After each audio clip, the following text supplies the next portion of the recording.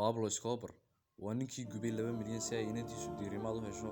Inta aynaan gudagelin muuqaalkan, fadlan haddii aad ku cusub tahay channelka subscribe iyo like saar, una sii share gar asxaabtaada. Waxaa lagu tiriyaa mid ka mid ah mujrimiintii ugu caansanaa uguna weynaa ee daroogada ka ganacsan jiray, waxaana lagu naanaysi jiray boqorka kokaynta. Pablo Emilio Escobar waxa uu dhashay 1 Disembar 1949. Waxa uu ku dhashay magaalada Rio Negro ee Colombia, waxaana uu ka dhashay qoys beeraley ah. Pablo yaraantiisii ayuu bilaabay falal dambiyeedyada. 15 jirkiisii waxa uu xadi jiray gawaadhida. Pablo waxa uu dhameeyay waxbarashadiisii dugsiga sare sanadkii 1969.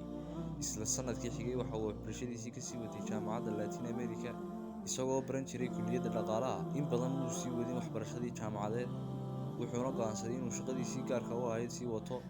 Bilowgii 1975 waxa uu galay Escobar caalamka maandooriyaha, wuxuuna tahriibin jiray maandooriyaha loo yaqaan kokaynta, waxaana uu maamuli jiray ganacsiga maandooriyaha, soo saarid ilaa dhoofin. Wuxuuna u adeegsan jiray tahriibinta maandooriyaha taayirada diyaaradaha, isagoo ku dhex qarin jiray. Waxa uu Mareykanka ka dejin jiray in ka badan 15 tan, isagoo lahaa 15 diyaaradood oo waaweyn iyo 6 helikobtar. Waxaana uu adeegsan jiray laamaha amniga qaacida ah kala dooro lacag ama rasaas.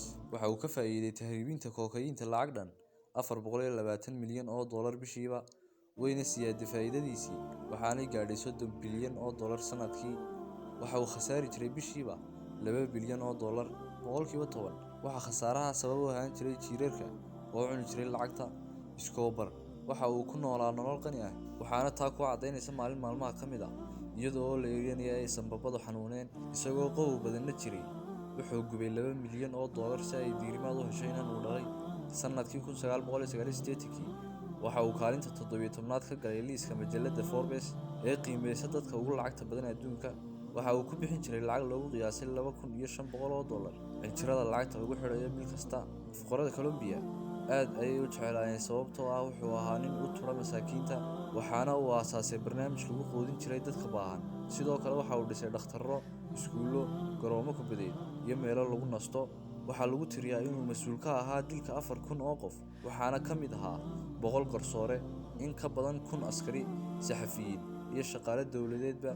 Waxa uu iibsaday dhul baaxaddiisu le'eg tahay 20,000 kiiloomitir, wuxuuna ka dul dhisay beer xayawaanka lagu xanaaneeyo iyo bad yar oo samays ah. Waxaana uu qaban jiray xaflado ay ka soo qayb geli jireen dadka caanka ah ee reer Colombia. Escobar waxa uu galay siyaasadda isagoo ay u suura gashay inuu xubin ka noqdo golaha baarlamaanka Colombia.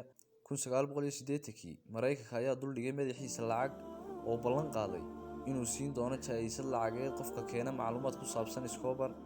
Markii uu maqlay Escobar ayuu u safray Washington, waxaana uu sawir ku soo galay aqalka cad ee looga arrimiyo Mareykanka hortiisa. 1991 Escobar waxa uu go'aansaday inuu isku dhiibo booliiska, laakiin waxa uu shardi ku xidhay in lagu xidho jeel uu isagu gaar ahaan u dhistay, waana laga aqbalay.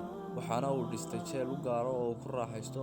Sanadkii 1992 waxaa caddaatay in Escobar weli uu sii wado dambiyadiisii, kana maamulo jeelka dhexdiisa, waxaana xukuumadda ay go'aansatay in lagu xidho jeel caadi ah. Waxa uu ogaaday damcii xukuumadda, waxa uuna ka baxsaday jeelkii, waxaana dabagal ku sameeyay booliiska Colombia, ka Mareykanka iyo weliba Maleeshiya ay aasaaseen qoysaskii dhibanayaasha u ahaa Escobar. 2 Disembar 1993 kadib 15 bilood oo baadhis lagu hayay, 6 ka mid ah ciidamada booliiska ayaa waxay galeen gurigii Escobar, waxayna xabad ku fureen daaqadihii guriga. Markii uu maqlay Escobar dhawaaqii xabadaha, waxa uu u booday saqafka sare ee guriga, waxaana uu isku qariyay gidaar isagoo qorsheynaya inuu baxsado.